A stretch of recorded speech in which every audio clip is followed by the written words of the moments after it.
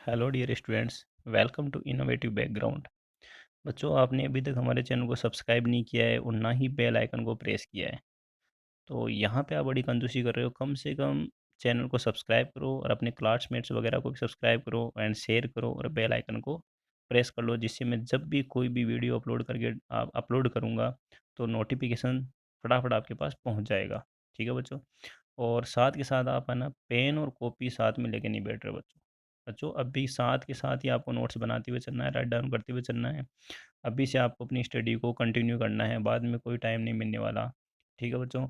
तो ये काम आप सबसे पहले करो। अभी वीडियो को पॉज करो, पेन और कॉपी उठाओ और साथ साथ राइट डाउन करते हुए चलो।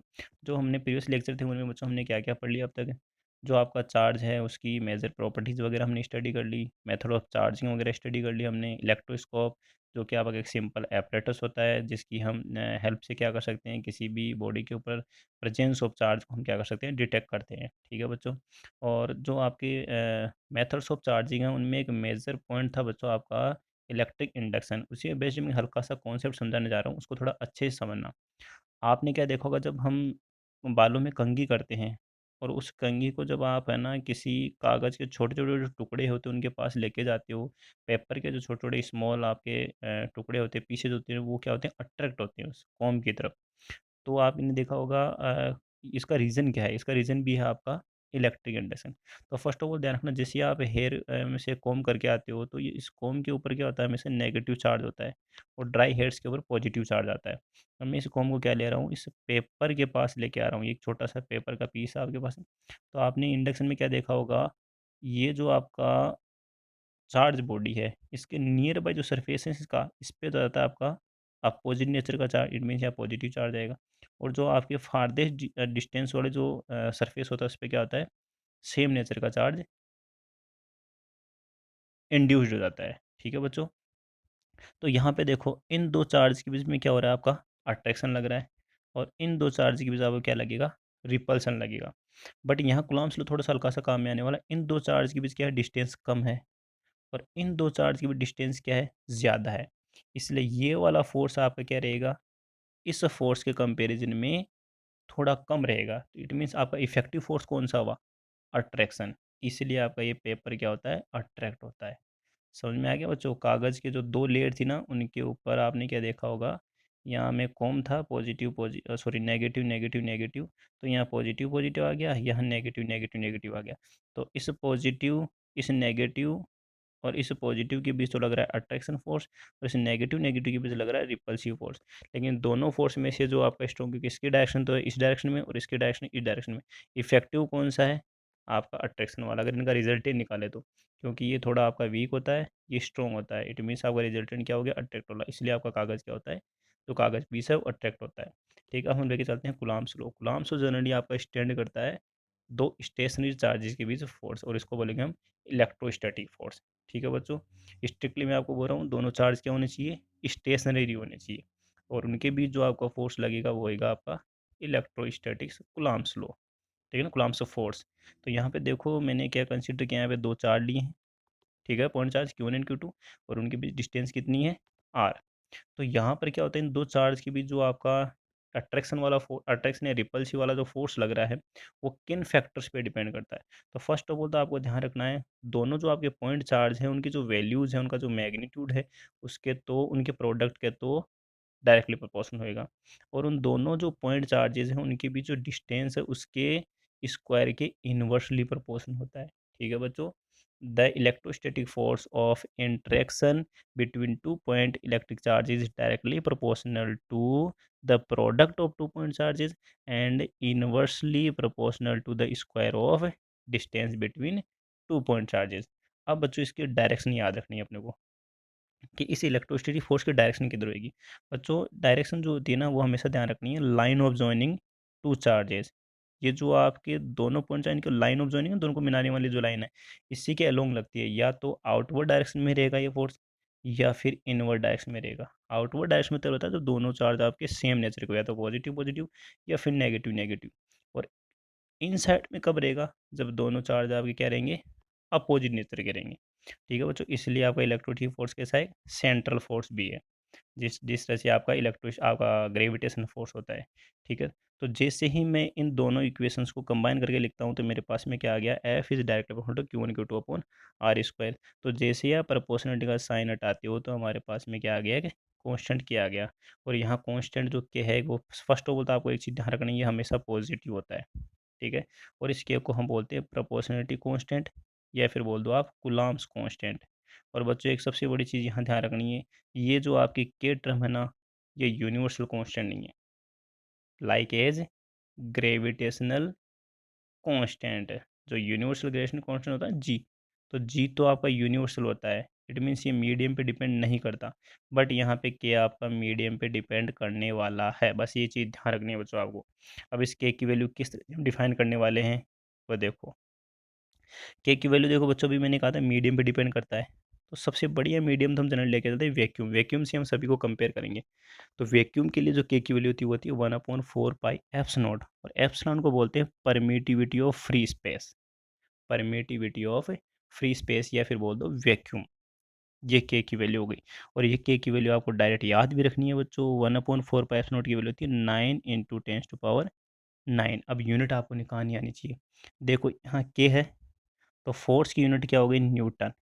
ये आर स्क्वायर यहाँ आएगा, क्या हो गया, metre square, divided by Q1 × Q2 क्या हो गया, गुलाम इंटू गुलाम क्या हो गया, गुलाम स्क्वायर। इट मीन्स आपकी जो के की यूनिट है वो क्या हो गई, newton metre square divided by coulomb square.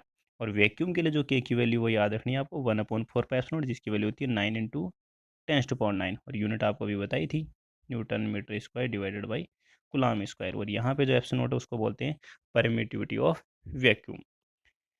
Next जो आपका है मीडियम के लिए के की वैल्यू क्या होती है, तो मीडियम के लिए क्या लिखते हैं हम, 1/4 पाई एप्सिलॉन। अब एप्सिलॉन डिफरेंट डिफरेंट मीडियम्स के लिए डिफरेंट डिफरेंट होगी, इसलिए इसकी कोई फिक्स वैल्यू नहीं बताने वाला, कोई फिक्स वैल्यू मुझे पता भी नहीं के की वैल्यू क्या होने वाली। आपने मीडियम ग्लास लिया है, वाटर लिया है, क्या लिया है, सो बस आपको डायरेक्ट याद रखना है के की वैल्यू क्या रहेगी, 1/4 पाई एप्सिलॉन। और यहाँ पे एप्सिलॉन क्या हो गई, परमिटिविटी ऑफ मीडियम, राइट। जिस तरह से आपकी एप्सिलॉन नोट आता था ना वो वैक्यूम के लिए था, ये मीडियम के लिए, तो यहाँ लिखेंगे 1/4 पाई एप्सिलॉन। तो हमारे पास देखो बच्चों परमिटिविटी दो टाइप की आ चुकी है, एक परमिटिविटी है वैक्यूम की और एक परमिटिविटी है मीडियम की, ठीक है बच्चों। और अगर इन दोनों को हम डिवाइड कर लेते हैं तो एक परमिटिविटी और आने वाली है जिसको हम डाइलेक्ट्रिक कांस्टेंट बोलते हैं या रिलेटिव परमिटिविटी बोलते हैं, जिसको हम आगे डिस्कस करेंगे, ठीक है बच्चों। देखो यहाँ पे वैसे लिखा हुआ ये मैं बता ही देता हूँ थोड़ा सा, रिलेटिव परमिटिविटी बोल दो या फिर डाइलेक्ट्रिक कांस्टेंट बोल दो, ठीक है बच्चों। The ratio of permittivity of medium to permittivity of vacuum is called dielectric constant. इसका फर्दर फॉर्मूला में आपको अभी, जैसे ही हम आपका जो वेक्टर फॉर्म है कूलम्ब्स लॉ का, उसके बाद में मैं इसको अच्छे से डिफाइन करने वाला, इस पर न्यूमेरिकल जो बेस्ड क्वेश्चन है वो भी आपको मैं करवाने वाला हूँ।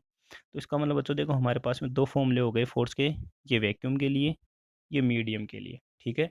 अब यहाँ पे देखो कन्फ्यूज नहीं होना, यहाँ में लिखवाया था 1/4 पाई एप्सिलॉन, और यहाँ से देखो आपके पास एप्सिलॉन की वैल्यू क्या आ रही है, epsilon not into epsilon R, right. तो इट मीन्स यहाँ पे आपको एप्सिलॉन की वैल्यू हमने क्या पुट कर ली, 1/4 pi epsilon not into epsilon R, ऐसे भी ले सकते हैं हम, ठीक है बच्चों। बट आपको डाइलेक्ट्रिक कांस्टेंट का फॉर्मूला जरूर याद रखना है। तो डाइलेक्ट्रिक कांस्टेंट को हम जनरली रिलेटिव परमिटिविटी बोलते हैं। अब रिलेटिव परमिटिविटी आप अच्छे से जानते हो, जैसे मैं रिलेटिव डेंसिटी निकालता हूँ, तो रिलेटिव डेंसिटी हमेशा किसी से कंपेयर करना, और डेंसिटी हम निकालते तो किससे कंपेयर करते हैं, वाटर से। तो हमेशा आप नीचे वाटर की डेंसिटी लिखते हो और ऊपर आपका कोई भी सब्सटेंस होता है ना उसकी डेंसिटी लिख दो, तो ये आपके पास जो डेंसिटी आती है ना वो क्या हो गई, रिलेटिव डेंसिटी, ठीक है। तो उसी तरह से आपको पूछा कि रिलेटिव परमिटिविटी, तो रिलेटिव परमिटिविटी को के से या फिर एप्सिलॉन आर से डिनोट करते हैं। इट मीन्स हमेशा ऊपर तो मीडियम की परमिटिविटी और नीचे वैक्यूम की, इसका मतलब कंपेयर किससे किया, वैक्यूम से, है ना, सिंपल। तो वैक्यूम से आपको कंपेयर करना है, उसकी परमिटिविटी हमेशा डिनोमिनेटर में रखनी है, ठीक है। तो ये हो गया, तो इनके बीच रिलेशन है ये, जो तीनों टाइप की आपकी परमिटिविटीज है ना, रिलेटिव परमिटिविटी या जिसको डायलेक्ट्रिक कांस्टेंट बोलते हैं, ये आपकी परमिटिविटी ऑफ मीडियम हो गई, ये परमिटिविटी ऑफ वैक्यूम हो गई, इनके बीच ये रिलेशन है, ठीक है बच्चों। अब देखो बच्चों यहाँ पर आपके पास में अभी थोड़ी देर पहले वर्ड आया था परमिटिविटी ऑफ वैक्यूम, उसकी वैल्यू आपको जनरली थोड़ी सी याद रखनी, 8.85। ओनली आपको डेसिमल के 2 पहले तक की वैल्यू याद रखनी है आपको, ठीक है ना। ज़्यादा याद करने की जरूरत नहीं है आपको, 8.85 बस इतना याद रख लो, इंटू 10⁻⁻² है। अब इसकी यूनिट निकालनी आनी चाहिए बच्चों आप लोगों को। देखो बच्चों अभी मैंने है ना k equals to 1/4 pi epsilon. K की यूनिट मैंने अभी आपको लिखवाई थी, उसका इन्वर्स करना है। एप्सिलॉन को आप इधर ले जाओ और के को आप डिनोमिनेटर में ले जाओ। It means epsilon equals to हो गया 1/4 पाई के। ठीक है बच्चों, एप्सिलॉन लिख दो, यहाँ पे एप्सिलॉन कर लो, दोनों की यूनिट सेम ही आने वाली है। या तो आप एप्सिलॉन की टाइम यूनिट निकालो या फिर एप्सिलॉन की निकालो, दोनों की यूनिट सेम रहेगी और यूनिट क्या रहेगी, के की जस्ट इन्वर्स रहेगी। तो के की क्या आई थी आपके पास में, newton metre square divided by coulomb square. It means हमारे पास यूनिट क्या हो गई, coulomb square divided by newton metre square. ठीक है बच्चों, ये यूनिट हो गई आपकी एप्सिलॉन या एप्सिलॉन नोट की यूनिट हो गई। और एप्सिलॉन नोट की वैल्यू तो आपको फिक्स याद रखनी है, एप्सिलॉन की कोई फिक्स वैल्यू नहीं होती। एप्सिलॉन की वैल्यू याद मत रख लेना कि ये एप्सिलॉन की वैल्यू होती है, ये एप्सिलॉन की वैल्यू नहीं, ये एप्सिलॉन नोट की वैल्यू है, परमिटिविटी ऑफ वैक्यूम। ठीक है बच्चों, ये याद रखना है आपको। तो केक की जो वैक्यूम के लिए वैल्यू एक तो वो याद रखनी है 9 × 10⁻⁹, और epsilon not permittivity of vacuum की वैल्यू भी आपको याद रखनी 8.85 × 10⁻⁻12 coulomb square divided by newton metre square. ठीक है, देखो यहाँ पे 1/4 की वैल्यू लिखी हुई है, ये एग्जैक्ट इसलिए लिए है क्योंकि जनरली हम न्यूमेरिकल पोर्शन में याद रखते हैं। वैसे तो इसकी जो रियल वैल्यू होती है ना वो ये होती है बच्चों, लेकिन हम इसको राउंड ऑफ करके ये लिख लेते हैं। ठीक है बच्चों, अब हम जो आगे पॉइंट पढ़ने वाले वो हैं वेक्टर फॉर्म। तो वेक्टर फॉर्म जो कूलम्ब्स लॉ की आपकी जो वेक्टर फॉर्म है, कूलम्ब्स फोर्स जो है आपका इलेक्ट्रिक, उसको समझने के लिए आपको थोड़ा सा हल्का सा वेक्टर जो 11th में आपने पढ़ा है वो थोड़ा सा बेसिक आना चाहिए, यूनिट वेक्टर वगैरह क्या होते हैं। देखो बच्चों, आपने देखा होगा यूनिट वेक्टर हम जनरली क्यों यूज़ करते हैं, to represent the direction of a vector, right ना। तो सबसे पहले आपको ये याद रखना, मान लो मेरे पास में एक वेक्टर है आर वेक्टर, ठीक है, कोई बोले कि इसका यूनिट वेक्टर लिखना है, तो हम जनरली यूनिट वेक्टर किस तरह रिप्रेजेंट करते हैं, आर के इज इक्वल्स टू वो जो वेक्टर आपने लिया था वो, उसका नीचे हमेशा क्या लिखते हैं, मैग्नीट्यूड। यूनिट वेक्टर को रिप्रेजेंट करने का तरीका पता होना चाहिए, किस तरह रिप्रेजेंट करते हैं। Unit vector is denoted by the ratio of vector divided by magnitude of the vector, right, and it is use to represent the direction of a vector. तो यहाँ पर कुछ ऐसा ही करने वाले, देखो बच्चों यहाँ पे, देखो बच्चों यहाँ पे Q1 चार्ज है, यहाँ पे Q2 चार्ज है, ठीक है, और दोनों का जो प्रोडक्ट है ना वो ग्रेटर देन 0 है। इट मीन समझ लो क्या है, दोनों चार्ज सेम नेचर के। माइनस माइनस को आप मल्टीप्लाई करो तो भी प्लस आएगा, पॉजिटिव पॉजिटिव को आप मल्टीप्लाई करोगे तो भी पॉजिटिव आएगा। इट मीन्स हमारे पास दोनों चार्ज कैसे हैं, सेम नेचर के, और उनके बीच डिस्टेंस कितनी ली है, आर ली है। ठीक है बच्चों, डिस्टेंस कितने लिए, आर लिए। अगर आप वेक्टर में लेना चाहो तो आर वेक्टर भी ले सकते हो, ठीक है ना। अगर आप इसको, या आप इसको एक टाइप से वेक्टर फॉर्म में रिप्रेजेंट करना चाहो, बट इसका मैग्नीट्यूड कितना रहेगा, आर। ठीक है, पोजीशन वेक्टर का जो मैग्नीट्यूड कितना ले लिया हमने, आर ले लिया। और एक यूनिट वेक्टर यहाँ पर रिप्रेजेंट किया है R12 कैप, जिसकी डायरेक्शन कितना है, इधर। तो R21 कैप की डायरेक्शन किधर होगी बच्चों, अपोजिट डायरेक्शन। ठीक है, यहाँ पे दो फोर्सेज, एक है F12 वेक्टर, एक है आपका F21 वेक्टर। देखो मैंने भी थोड़ी देर पहले जो स्टार्ट हुआ था उससे पहले मैंने कहा था, अगर दोनों चार्ज सेम नेचर के हैं तो फोर्सेस की डायरेक्शन आउटवर्ड डायरेक्शन में रहेगी। देखो आउटवर्ड डायरेक्शन में है, दिख रहा है नज़र आपको, ये देखो इधर, ये इधर। और ये जो R12 कैप है ना, ये मैंने लिया है इस डायरेक्शन में, तो R21 कैप किधर रहेगा, इस डायरेक्शन में। और जब दो वेक्टर्स आपके, आपको पता है यूनिट वेक्टर का मैग्नीट्यूड कितना होता है, 1, इसका मतलब आपका R12 vector and R21 vector, दोनों का मैग्नीट्यूड तो 1 1 है, बट दोनों क्या है, अपोजिट डायरेक्शन में। दोनों क्या है, अपोजिट डायरेक्शन में। इट मीन्स आपको पता है R12 cap is equals to क्या हो गया, माइनस R21 कैप। एक चीज़ तो आपको ये चीज़ याद रखनी है, R12 वेक्टर आपका जो केप यूनिट वेक्टर है, एंड R21 केप ये भी यूनिट वेक्टर, दोनों मैग्नीट्यूड में सेम है बट अपोजिट डायरेक्शन में। ठीक है बच्चों, दूसरी चीज़ यहाँ पे F21 vector and F12 vector क्या है, F21 है दूसरे चार्ज पे, जो सेकंड चार्ज है उस पे फर्स्ट चार्ज की वजह से फोर्स, फर्स्ट वाला चार्ज को क्या करेगा, रिपेल, इसलिए आउटवर्ड डायरेक्शन में। दूसरे वाला पहले पे क्या करेगा, रिपेल, इसलिए ये आउटवर्ड डायरेक्शन, इसलिए बोलेंगे F12 वेक्टर। F12 वेक्टर का मतलब हो गया force on Q1 charge due to Q2 charge, and F21 vector क्या हो गया, force on Q2 charge due to Q1 vector. ये तो डायग्राम में बेसिक चीज़ें थी। अब फॉर्मूला लिखेंगे कैसे? F12 वेक्टर क्या हो गया? पहले वाले चार्ज पे दूसरे वाले चार्ज की वजह से फोर्स। तो फॉर्मूला क्या आता है? 1/4π मैंने बोल दिया कि दोनों चार्ज वैक्यूम में है। और यहाँ क्या आने वाला है? Q1 Q2 divided by R square. अब डायरेक्शन आपको लिखनी है, क्योंकि यहाँ देखो वेक्टर लिखा है और वेक्टर में तो डायरेक्शन आप खुद देख लो। F12 वेक्टर ये रहा इधर, इसकी डायरेक्शन किधर है? इस डायरेक्शन में। तो यहाँ पे आएगा R21 cap, right, R21 cap, जैसे यहाँ पे लिखा हुआ है देखो। थोड़ा सा बच्चों यहाँ पे हल्का से मिस प्रिंट है, इसको सुधारना, ठीक है ना। ये होगा 1/4π Q1 Q2 upon R square और R21 कैप। F21 वेक्टर कैसे लिखेंगे? 1/4π Q1 Q2 upon R square. इसकी डायरेक्शन देखो बच्चों किधर है? इस डायरेक्शन में। और यूनिट वेक्टर क्या है? ये रहा। तो यहाँ पे क्या आ गया? R12 कैप, ठीक है बच्चों। और मैंने भी थोड़ी देर पहले आप लोगों को बताया था कि ये दोनों जो यूनिट वेक्टर है क्या है? अपोजिट डायरेक्शन में है। और इनका जो मैग्नीट्यूड तो इक्वल होता ही है। तो इट मीन्स इन दोनों इक्वेशन से मैंने कहीं पे भी R21 कैप की जगह या R12 कैप की जगह क्या पुट कर सकता हूँ? मान लो मेरे पास ये इक्वेशन है, यहाँ पे मैंने क्या पुट कर लिया? F12 वेक्टर इक्वल्स टू क्या हो गया आपका? 1/4π Q1 Q2 upon R square. R21 cap की जगह क्या पुट कर दिया मैंने? माइनस R12 कैप, ठीक है बच्चों। तो आपने क्या देखा? ये वाला फोर्स और ये वाला फोर्स देखो, फॉर्मूला सेम आ रहा है, 1/4π Q1 Q2 upon R square. R12 cap, यहाँ भी R12, बस एक माइनस साइन एक्स्ट्रा आ रहा है। इट मीन्स यहाँ पे दोनों force F12 vector equals to F2 vector. Magnitude तो सेम है लेकिन माइनस साइन आ रहा है, नेगेटिव साइन। इट मीन्स बच्चों आपके जो दोनों फोर्स है, जो ये दोनों चार्ज है, ये एक दूसरे के ऊपर सेम अमाउंट का, सेम मैग्नीट्यूड का फोर्स तो अप्लाई करते ही हैं, बट इनकी डायरेक्शन क्या रहेगी? अपोजिट रहेगी। और ये रूल आपको पता होना चाहिए। न्यूटन का जो थर्ड रूल है मोशन वाला, वो क्या है? Action reaction. So we can say the Coulomb's law, या कूलम्ब्स जो आपका फोर्स है, is always exist in action reaction pairing, ठीक है बच्चों।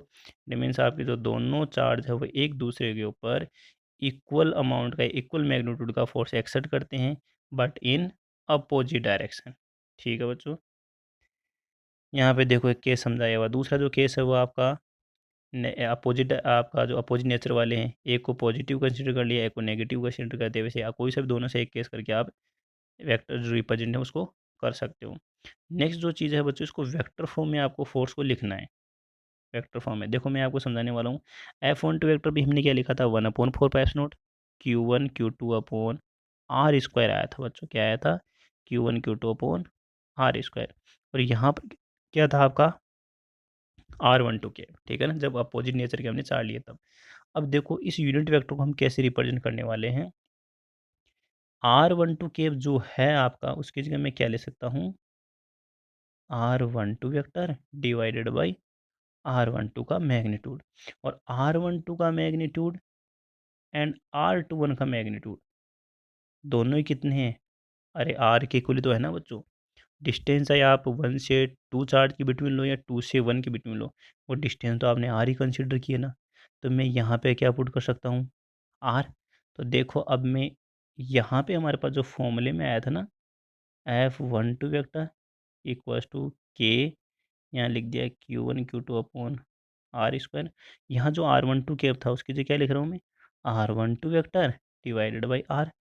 और आर स्क्वायर इंटू आर क्या हो गया? R³ ये देखो फॉर्मूला हो गया, ठीक है बच्चों। तो बच्चे ये सोचो सर नीचे R³ कैसे आ गया?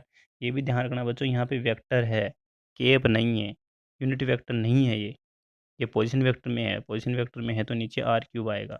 इसी तरह से इसको देख लो, ये नीचे देखो R³ आ रहा है। और जब R³ आ गया तो जनरली आपको ये भी चीज़ ध्यान रखना, जो आपका कूलम्ब्स लॉ है ना, ये इन्वर्स स्क्वायर लॉ को फॉलो करता है। इन्वर्स स्क्वायर लॉ का मतलब होता है आपके नीचे स्क्वायर टर्म आने चाहिए, उन सभी को बोलते हैं, ठीक है ना। तो आपने क्या देखा होगा? The cube term of the distance is simply because of vector form. Vector form की वजह से नीचे क्यूब आया है। Otherwise the low is inverse square low only. तो आपका जो लो है ना, वो तो इनवर्स आपका स्क्वायर लो को फॉलो करता है, 1/r² इसी तरह से, ठीक है ना। आपका ग्रेविटेशन फोर्स भी ये करता है और इलेक्ट्रोस्टैटिक फोर्स भी ऐसे करता है। बट यहाँ पे क्यूब को देख क्यों मत बोलना कि ये क्या है, ये वेक्टर फॉर्म में है, इसलिए नीचे क्यूब आ रहा है। ठीक है बच्चों, बाकी हम नेक्स्ट क्लास में करने वाले हैं। अगर फिर भी कोई प्रॉब्लम हो तो आप कमेंट कर सकते हो। अब आप में से काफ़ी बच्चे ऐसे जिनको कमेंट वगैरह पोस्ट नहीं करना आता, तो बच्चों जैसे ही आप वीडियो को ओपन करते हो तो आपको क्या करना है, अपनी स्क्रीन को अपवर्ड डायरेक्शन में स्क्रॉल करना है, करते जाओ करते जाओ करते जाओ। जैसे ही आप फाइनली लास्ट में पहुंच जाते हो तो एक कमेंट बॉक्स आता है लिखा हुआ, उसमें आप कोई भी प्रॉब्लम वगैरह हो तो वहाँ पे कमेंट पोस्ट कर सकते हो। ठीक है बच्चों, थैंक्स फॉर वॉचिंग।